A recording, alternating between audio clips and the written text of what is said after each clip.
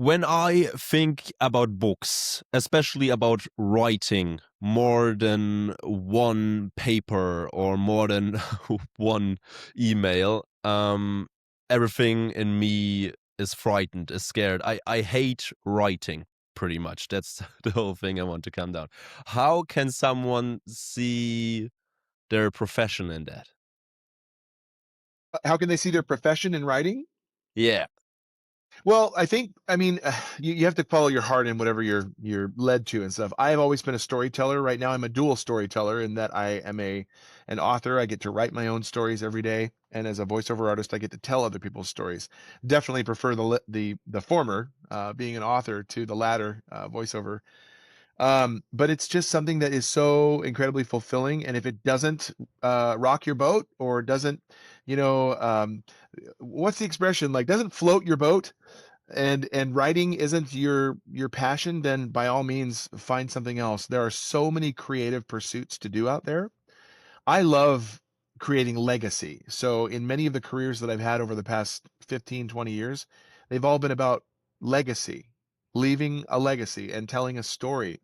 And so the purest way to tell a story is just simply to tell a story. So I have a lot of fun with it.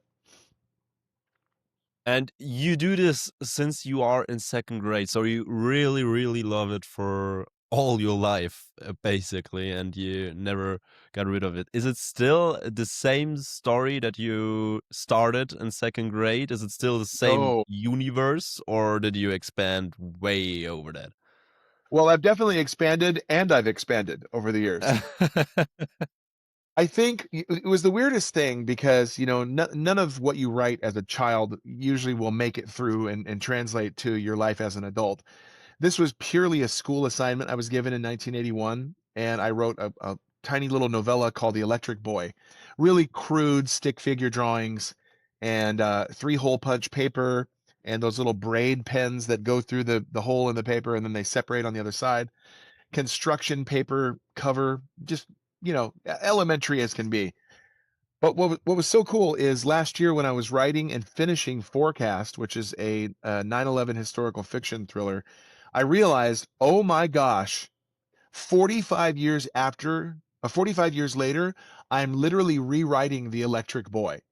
Here I am as an adult rewriting this story that I wrote as a kid. I didn't even know that's what I was doing, and it was a life coming full circle moment, because a lot of the elements that were inherent in the Electric Boy surfaced subconsciously in Forecast, and it was very cool to see that full circle moment.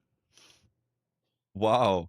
Okay, so you've been writing books over and over, so you know how it is to publish a book, watch out for all the numbers, the sales, how is it going to perform, what are the critics on that. So I always wondered how big of a part the later is actually to this book release. So your book is coming out, and the first newspaper is telling everybody it's the greatest book they ever read, or they tell everybody it's okay, you can see if you want to buy it. Is that really the biggest selling point, or is marketing the most important thing to get your book to be important or successful? No, it's a great question. You can be really deflated early on by a poor review of your book, and the sad reality of it is that you can write such a stellar bestseller. You can write a book that is just going to knock people on their butts, and it's so good. It's such a robust story with so much heart, but you just simply, the cold truth of it is you cannot please everyone, nor should you try. People won't like you because your name is Aaron, and your book is amazing, but your name is Aaron, and so is their ex spouses. Did You that know, ever happen? no, but it's possible that you Okay, can get a yeah. negative review for something as crazy as that. You have to be really careful and be willing to handle rejection, and kind of fortify your hull before you even put a book out there into the wild. Marketing is everything though, and you really need to push your book. No one will find it. Hardly anyone will find it organically because it's takes such a refined process to get it properly listed and published. As a self-pubbed author, I should clarify that. Traditionally published, they go different routes. But yeah, you're constantly in a state of telling people how much you love this book and love these characters and love this story.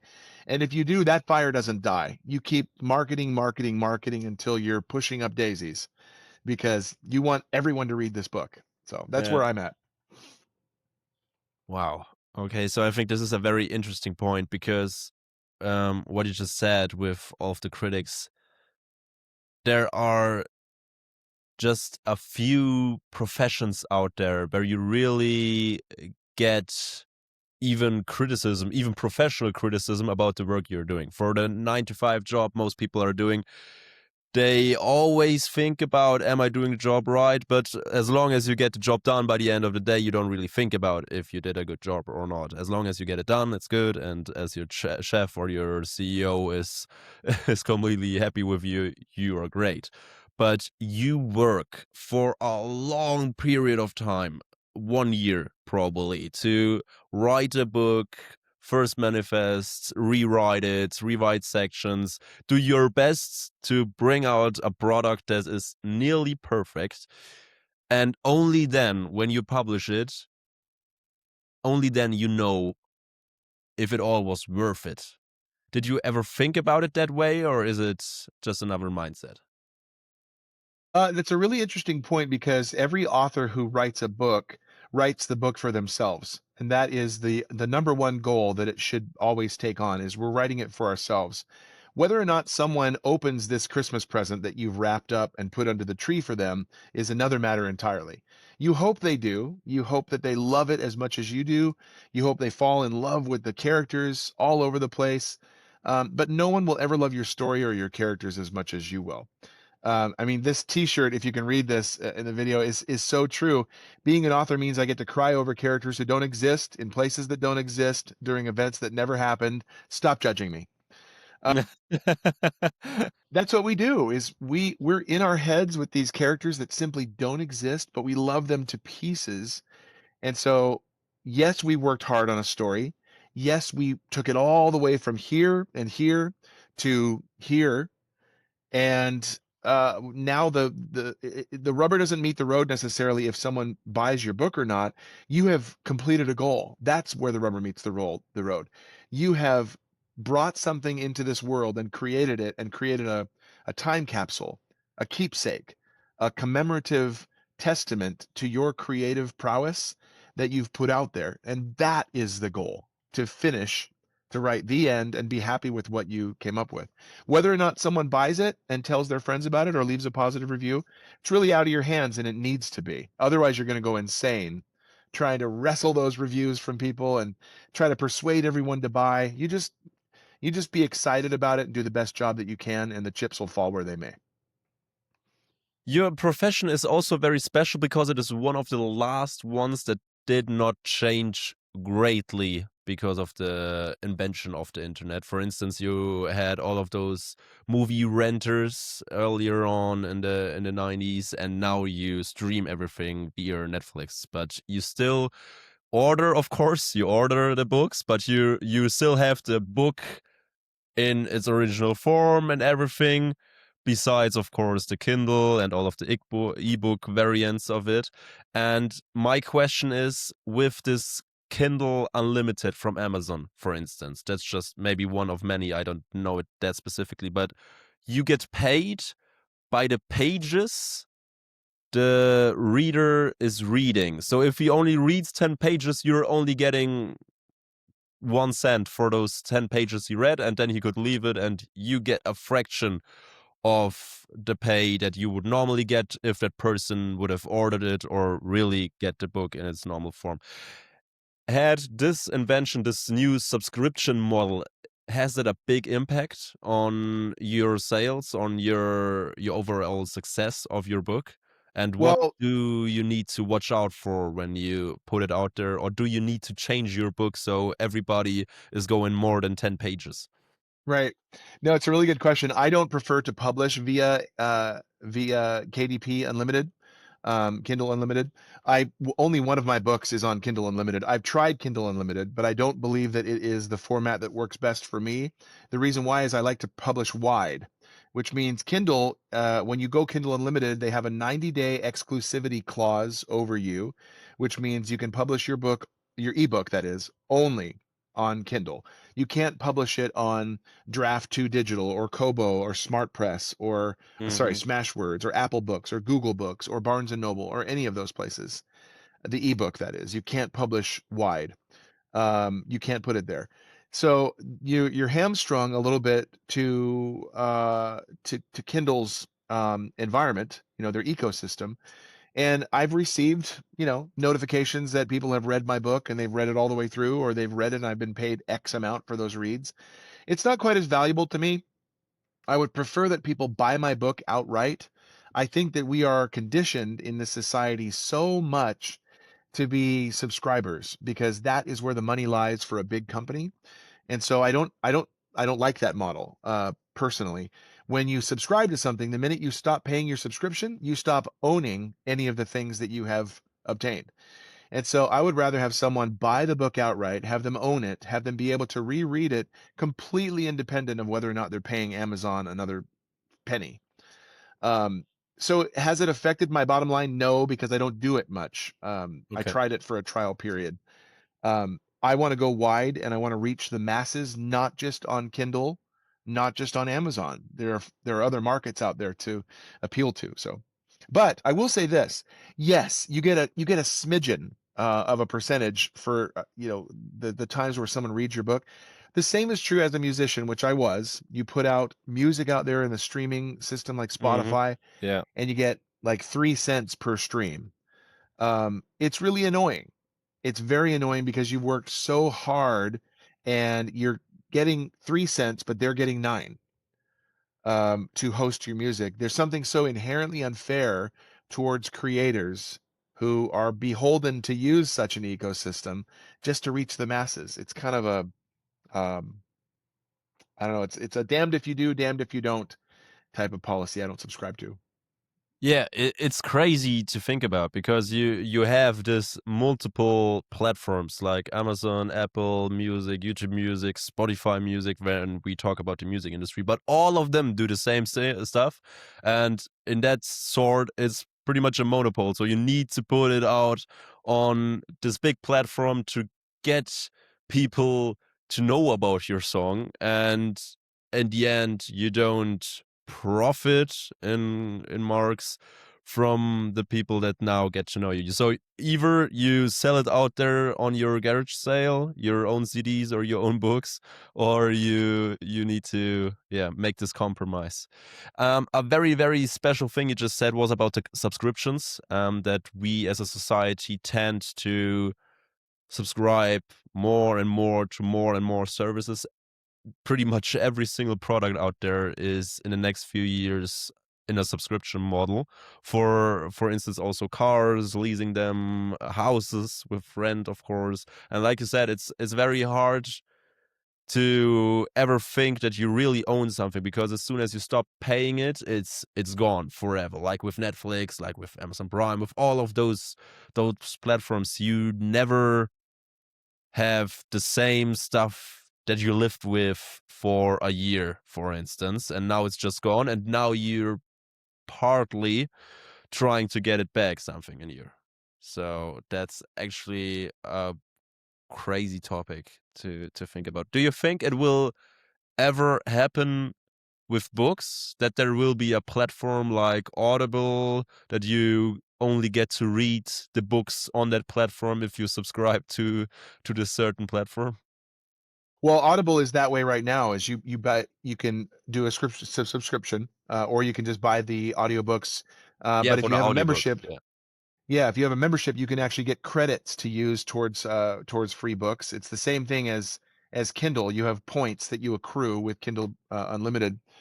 It is the model that everyone goes to because basically you are guaranteed a price, whether or not they're going to actually physically buy something. You're guaranteed a price every month until Jesus returns, for them subscribing to whatever content that you have. So it is a brilliant model, but it's annoying, and we can only Yeah. handle so many subscriptions. For example, my kids really wanted to watch Home Alone, and we're no longer paying the subscription to Disney Plus because it doubled in price.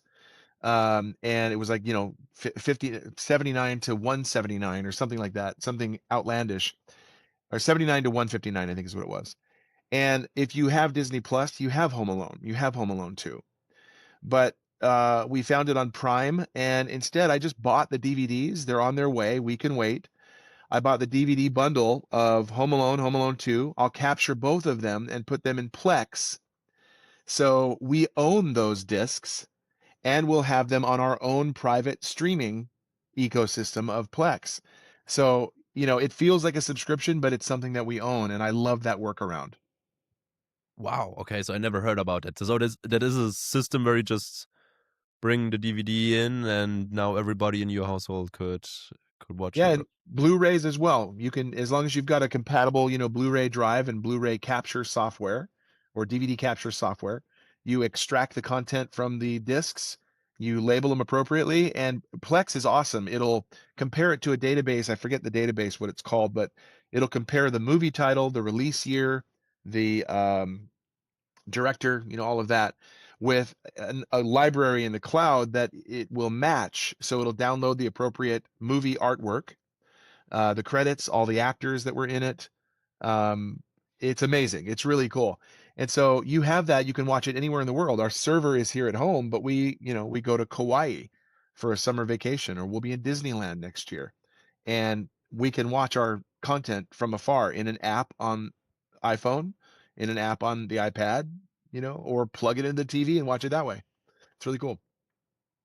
Crazy. That's the first time I ever heard about it. So thank you for telling me. I need Yeah. to make some research in that regard. Coming back to your author life, tell me about your books. What is the biggest thing you've written?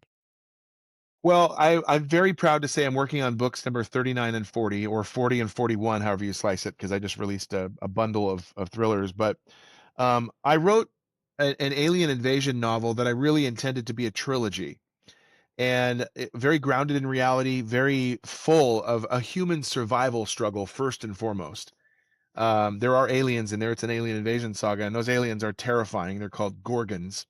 But the trilogy, before I knew it, exploded into a hexalogy, which is 6 books.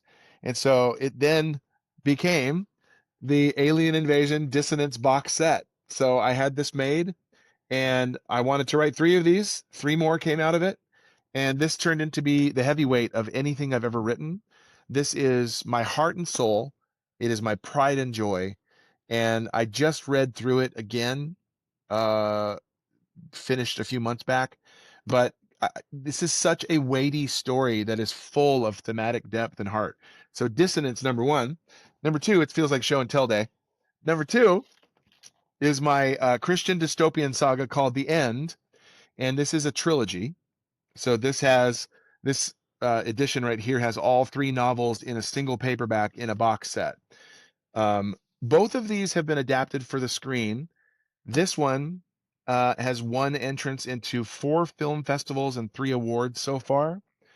And Dissonance is being actively pitched to streaming networks right now. We've got a 4th meeting with a major studio that I am tremendously excited about. It's every indie author's dream. Is insane. Wow. First of all, congratulations. Thank you. I just were flabbergasted when I saw the whole box, and you really created this thing. There's nobody else. Of course, there are managers and the publishers and everything, but you are the creator of that, and you will always be for all the times that are there. Wow, Yeah, how great for you. Congratulations on that. thank you so much. Um, do you plan to bring more than those books on the 6 part book? Are there more coming, or is that just the end? And even though it comes out now on Netflix and everybody loves it, and you just said it's the end, it will never do anything again. Yeah, I mean, who's to say if I'm going to say when this gets picked up by a major studio, and people become rabid fans and they demand more. That's precisely how Volume 4, Relentless, in this saga came about. Is I have a very rabid fan who's like, "Listen, you left the door open at the end of Volume 3. You have to write a sequel because there's just there's so much unresolved stuff here." So I wrote a sequel, and that's what turned it into a hexology. If people see this on a streaming network like Paramount or Netflix or HBO Max or Legendary or one of those might be, then I know, isn't that totally like, it's just surreal to say. If Yeah. people saw that and there was a fandom and an engagement that came about because of it, fans are rabid. They are very supportive and they want more. So I would never rule out writing a next installment in the Dissonance saga. For now, it is closed. It has closure, and so it's done. However, that being said, I'm working on a spin-off trilogy called the Talisman Trilogy, where a major character from Dissonance is the protagonist of the Talisman trilogy. So very familiar names. If you loved Dissonance, you'll love the Talisman trilogy because you're gonna see a lot of familiar names in that saga. So Just hearing you talk about it makes my heart jump. It's just so wonderful to see you to get fully convicted into this whole life and this whole universe. You know those characters. You are those characters. You wrote them. You are their creator. So how do you come up with so many personalities? And when you write them, I just figure right now you bring out the story and part for part you're exploring it yourself and then trying to bring it into your book, and then you get an extra trilogy for this character because you like it that much, or just because it has that big of a background story that you don't want to be untold. well, yeah, I mean, it's I'm a pantser. There are two different styles of writers. There's a plotter or a planner, and then there's a pantser. And so the plotter, all the T's are crossed and all the I's are dotted. They've got flow charts, they've got index cards, they've got columns and spreadsheets and bullet lists. I don't really work that way. I have a little bit of that, where I have kind of a general sense of where I want to go, but I really prefer to write organically and let the characters guide me with where they go and how they evolve. And the books haven't taken me that long to write. I wrote all of those books with the exception of all of the Dissonance books, with the exception of one in 2024. And then the end, I wrote all three in 2025. I am compelled by urgency because of what's happening to the voiceover industry. That's our bread and butter, and it's doing this. So I'm compelled to create and to build an off ramp from voiceovers, and build an on ramp for authoring.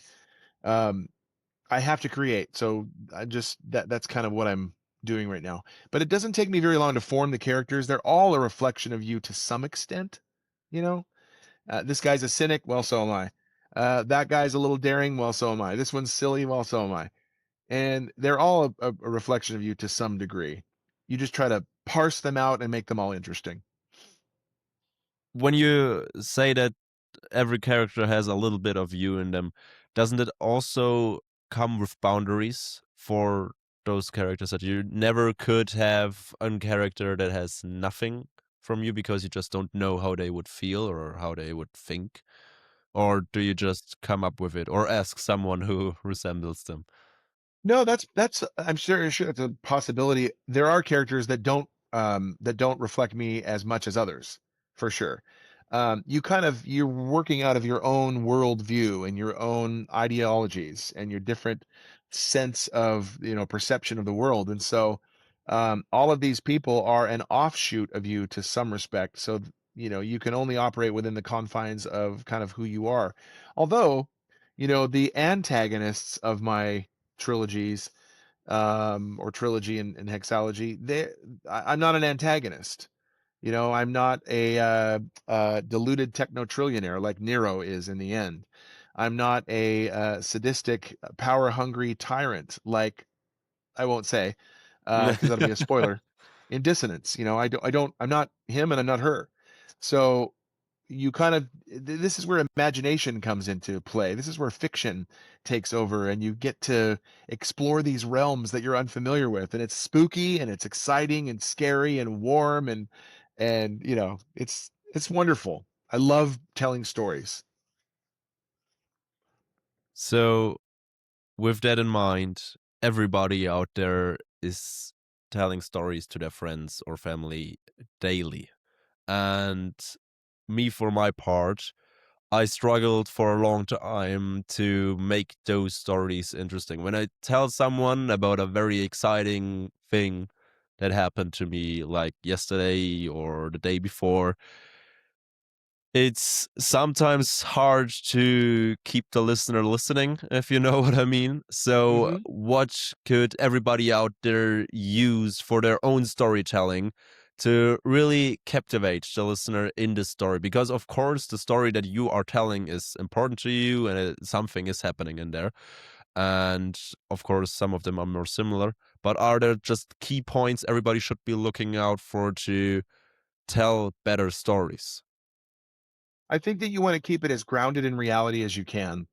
If even if it's a fantasy story, fantasy is the opposite of reality in some respects, and so but you still want to keep it as grounded in reality as you can because then it becomes attainable, then it becomes relatable, and people like that. They'll lose interest in a book if your characters or your story is unrelatable. So the more attainable that you make it, the more relatable that you make it, the longer they're in for that journey with you. How you do that is really up to you. But I find that as a pantser, as an organic writer who lets the story and the character story flow and let the characters lead me, I find that it's much more real than were I to map everything out. Because when you're driving to a wedding, you don't expect to get a flat tire and be stuck in the rain, but that's life. That Mhm. happens in life. And so when that happens, how you deal with it says a great deal about your character, and that's true in a book as well. Is one of the best authors. I can't remember best quotes from an author. I can't remember his name. He said one of your greatest objectives should be to get your protagonist up a tree, strand them, and then throw rocks at them. How they get out of that situation reveals so much of their character. Are they going to sit and whine and rail at the world and how cruel everything is? Are they going to flip you off and hurl obscenities? Are they going to take branches and try to deflect every rock that you throw? Are they going to scramble down and try to take you down, right away? Um, every character is different, and the circumstance that you trap them in, how they battle their way out, shows a lot of their character. So I like to let the story lead that and let you experience that character in action. Thank you so, so much for all of your insights and your time. Where can people go to get an overview of your books? Where can people buy your books or get to know you a bit better? Yeah, my favorite question. And you're welcome, by the way. Thank you for having me. Um, you can go to authoraaronryan.com. Authoraaronryan.com has all the social media links, has the links to the other extraneous sites for the End series, for the Dissonant series, blah blah blah. You can go to authoraaronryangroup.com, which is a private exclusive Facebook group where you'll find information on the status of the screenplays that are in production. You'll find giveaways, discount codes, upcoming appearances, blah, blah, blah. No scammers, no spammers, nothing like that. So authoraaronryan.com or authoraaronryangroup.com will take you where you need to go. Thank you so, so much. It was so great talking to you. You too. Thanks for having me, Mo. I appreciate it.